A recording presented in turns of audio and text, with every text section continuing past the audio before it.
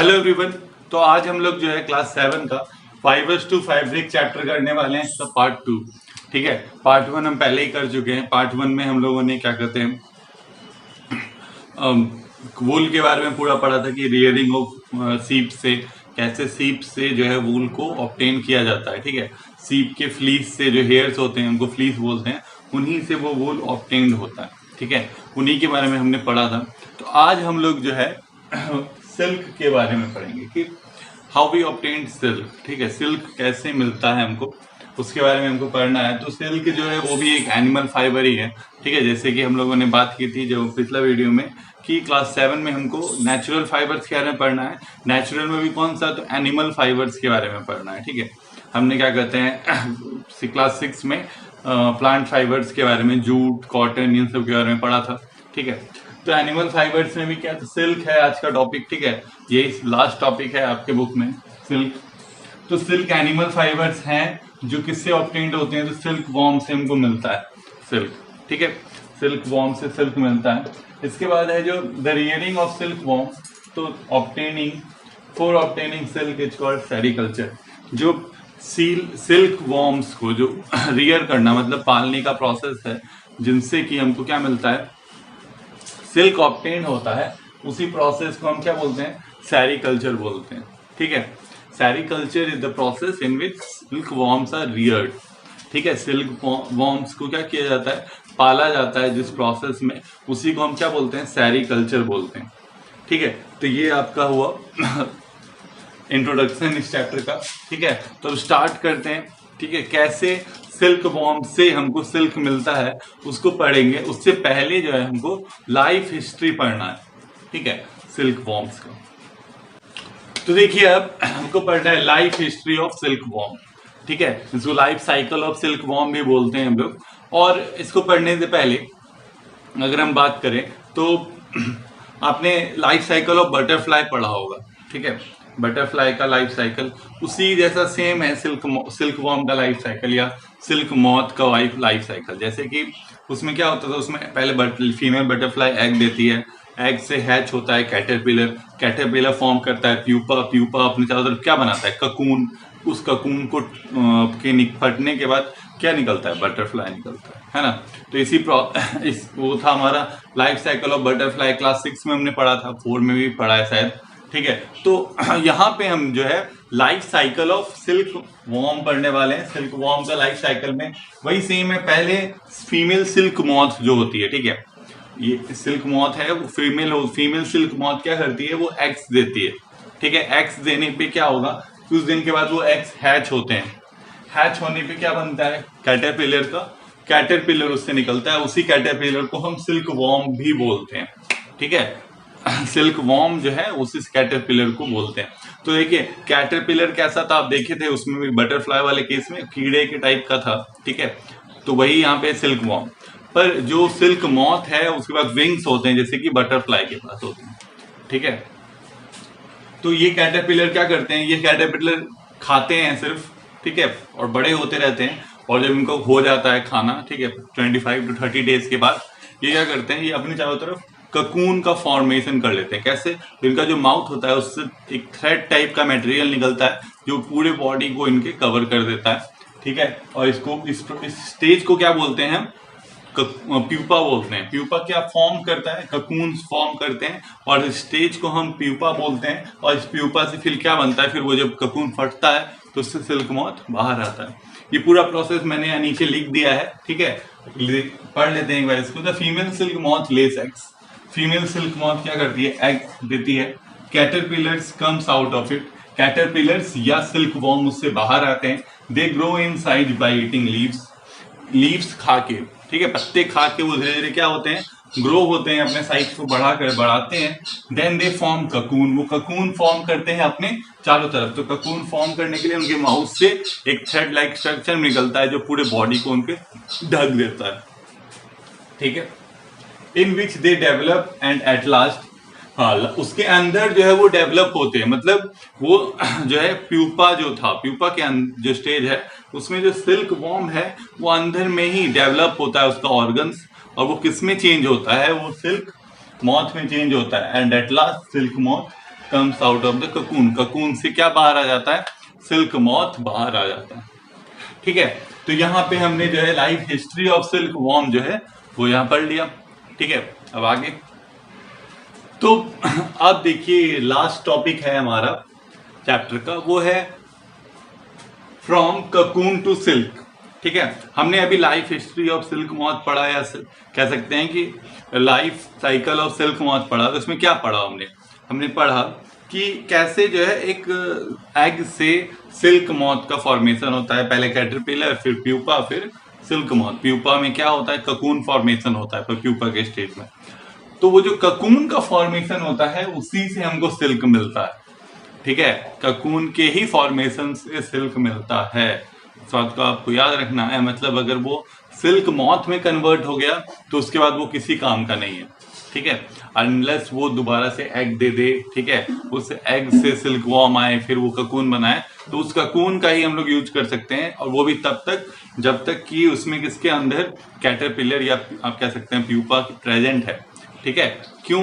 क्योंकि जब वो उसको तोड़ के बाहर आता है तो सारे जो सिल्क के थ्रेड्स होते हैं, जो उसमें जो थ्रेड का उसने फॉर्मेशन किया था ककून फॉर्मेशन में जो थ्रेड्स उसके माउथ से निकले थे, वो सारे थ्रेड्स आपस में ब्रेक हो जाते हैं, मतलब टूट जाते हैं सारे थ्रेड्स। तो वो मतलब कि हमारे लिए अच्छा सिल्क का फॉर्मेशन उससे टूटे हुए थ्रेड्स से नहीं हो सकता।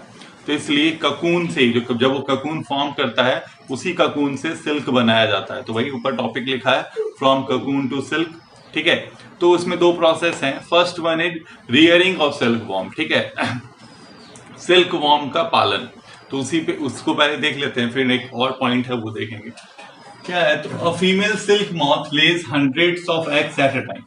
क्या है कि फीमेल सिल्क मॉथ जो होता है, देखिए यहाँ ये जो प्रोसेस है, कुछ फार्मर्स होते हैं जो सिल्क मॉथ को पहले पालते हैं, फिर क्या कहते हैं वो जो एग्स देते हैं, फिर उन एग्स का अच्छे से देखभाल करते हैं। पर कुछ फार्मर्स होते हैं जो सिर्फ सिल्क मॉथ को पालते हैं। ठीक है, सिल्क मॉथ यानी जो बटरफ्लाई टाइप क्रिएचर होता है, ठीक है, उसको पालते हैं। और वो जब एग्स दे देते हैं तो उन एग्स को पेपर पे रखते हैं अच्छे से, और उनको जो है सेल कर देते हैं टू द फार्मर्स जो सिल्क प्रोड्यूस करते हैं, उन फार्मर्स को। समझ में आ रहा है बात? कि वो लोग क्या किए, उन्होंने सिर्फ सिल्क मॉथ को पाला, सिल्क मॉथ ने एग्स दिए और वो उन एग्स को किसी और को बेच दिए। ठीक है, बेचे या नहीं बेचे, पर वो एग्स को क्या किया जाता है, फिर एग्स को the eggs are warm to a suitable temperature. ठीक है, अब क्या है ना कि कोई भी एग से लार्वा जो मतलब कैटरपिलर है या कोई भी क्रिएचर तब बाहर आता है जब उसको एक प्रॉपर वार्मथनेस मिलता है। गर्मी, एक टेम्परेचर चाहिए होता है, फिक्स्ड टेम्परेचर होता है, उस टेम्परेचर उसको चाहिए होता है। ठीक है, वो टेम्परेचर प्रोवाइड करने के लिए हीट करने की जरूरत नहीं। मतलब जैसे अगर आप एक कंटेनर ले ले, उसमें जो आपका बल्ब होता है 100 वाट वाला बल्ब जला दीजिए, उससे वो जो आपका कंटेनर है पूरा गर्म होगा, उसमें जो एग्स होंगे उनको वार्मथ मिलेगा। पर जब तक आप उसको वार्मथ प्रोवाइड नहीं कीजिएगा तब तक क्या होगा, तब तक कैटरपिलर जो है बाहर नहीं आएगा। ठीक है, तो वही बात है कि यहाँ पे हम कैटरपिलर को बाहर तब निकालते हैं जब उसमें को वार्मथ मिलता है। और ये कब किया जाता है, देखिए, this is done when mulberry trees bear a fresh crops of leaves. क्या है ना कि जो सिल्क वॉर्म्स होते हैं वो सबसे ज्यादा जो है पसंद करते हैं मलबेरी लीव्स को। ठीक है, मलबेरी एक प्लांट का नाम है, उसके जो पत्ते होते हैं उनको वो सबसे ज्यादा पसंद करते हैं और उनको बहुत अच्छे से खाते हैं। ठीक है, उनका मतलब कह सकते हैं आप परफेक्ट भोजन है उनके लिए वो मलबेरी लीव्स। तो ये जो वार्मथनेस है ये उनको तभी प्रोवाइड किया जाता है जब मलबेरी लीव्स में क्या होते हैं, बहुत सारे नए नए पत्ते आए हुए होते हैं। ठीक है, मतलब जो भी फार्मर्स सिल्क वॉर्म्स को रेयर करते हैं, पालते हैं, उनके पास मलबेरी ट्रीज जरूर होंगे। ठीक है, तो उन मलबेरी ट्रीज में क्या है कि उन मलबेरी ट्रीज में जब नए लीव्स आए हुए होते हैं तभी जो है उन एग्स को क्या प्रोवाइड किया जाता है, वार्मथनेस प्रोवाइड किया जाता है। तो वार्मथनेस प्रोवाइड किया जाता है तो कैटरपिलर्स क्या होंगे, बाहर आएंगे। ठीक है, और उनको कहाँ पे, मलबेरी लीव्स पे ही रखा जाता है उनके एग्स को। ठीक है, तब जब कैटरपिलर्स बाहर आ जाएंगे तो उसके बाद क्या करेंगे, they eat day and night and grow in size. जो कैटरपिलर्स होते हैं वो दिन रात खाते ही रहते हैं, मलबेरी लीव्स को खाते रहेंगे और क्या होंगे, ग्रो करेंगे साइज में, धीरे धीरे बड़े होंगे। ठीक है, about after 25 to 30 days caterpillar spins cocoon. 25 से 30 डेज में क्या किया होता है कि जो कैटरपिलर है वो स्टार्ट कर देता है ककून फॉर्मेशन करना। ठीक है, 25 से 30 दिन बाद 25 से 30 दिन तक खाने के बाद जो है वो क्या करने लगता है, ककून फॉर्मेशन करने लगता है। ठीक है, इसके बाद है inside which they develop into silk worm, और उसी ककून के अंदर जो है वो सिल्क मॉथ धीरे धीरे बनते हैं। ठीक है, पर उनको सिल्क मॉथ बनने नहीं देना है। ठीक है, उसी ककून से हमको सिल्क ऑब्टेन करना है। तो वो कैसे करना है, तो अभी हम बस लास्ट टॉपिक है वो देखेंगे, प्रोसेसिंग सिल्क। ठीक है, लास्ट टॉपिक है आज का। ठीक है, प्रोसेसिंग सिल्क का मतलब क्या हुआ कि सिल्क को प्रोसेस करना, मतलब कि हमने पढ़ा कि ककून से सिल्क का फॉर्मेशन होता है। ककून के फॉर्मेशन तक हमने पहले पढ़ा, तो अब उस ककून से सिल्क कैसे प्रोड्यूस करता है, किया जाता है, तो वो क्या है, the cocoons are kept in direct sun. Cocoons को क्या करते हैं हम लोग, डायरेक्ट सन में, या फिर उसको बॉईल किया जाता है, गर्म पानी में डाल दिया जाता है, या फिर गर्म भाप से गर्म भाप जो है उससे पास किया जाता है। ठीक है, स्टीम पास किया जाता है। तो उससे क्या होता है, उससे क्या होता है कि उसके अंदर के जो सिल्क वॉर्म्स होते हैं वो सब डाई हो जाते हैं, मतलब डेड कर जाते हैं। ठीक है, मर जाते हैं सारे सिल्क वॉर्म्स उसके अंदर जितने भी प्रेजेंट होते हैं। ठीक है, मतलब सिल्क मॉथ का जो फॉर्मेशन उसके अंदर हो रहा होता है वो रुक जाता है, वो डेड हो जाते हैं। डेड होने से क्या होता है, जो सिल्क फाइबर सेपरेट्स आउट, मतलब उनके डेथ होने से वो जो है अंदर में डीके हो जाते हैं, और उनका जो फाइबर है, सिल्क का फाइबर जो ककून बना था वो अलग हो जाता है उनसे। ठीक है, इसके बाद क्या किया जाता है, तो इसके बाद जो है उस सिल्क फाइबर से उसको बाहर निकाला जाता है, मतलब उस ककून से उस सिल्क फाइबर को बाहर निकाला जाता है। ठीक है, और the process of taking out threads from cocoon for use as silk is called reeling of silk. ठीक है, जो प्रोसेस है जिससे कि हम ककून से सिल्क को बाहर निकालते हैं, इस प्रोसेस को हम क्या बोलते हैं, रीलिंग द सिल्क। ठीक है, रीलिंग ऑफ सिल्क कह सकते हैं आप, सिल्क को रील करना, सिल्क को बाहर निकालना फ्रॉम ककून, इसी प्रोसेस को हम क्या बोलते हैं, रीलिंग ऑफ सिल्क बोलते हैं। तो पहले तो ये ह्यूमन बीइंग्स अपने हैंड से करते थे, पर अब जो है इसके लिए बहुत सारे मशीन्स आ चुके हैं, मशीन्स के द्वारा जो है रीलिंग ऑफ सिल्क किया जाता है। ठीक है, तो इसके बाद है हमारे पास जो लास्ट में silk fibres are then spun into silk threads.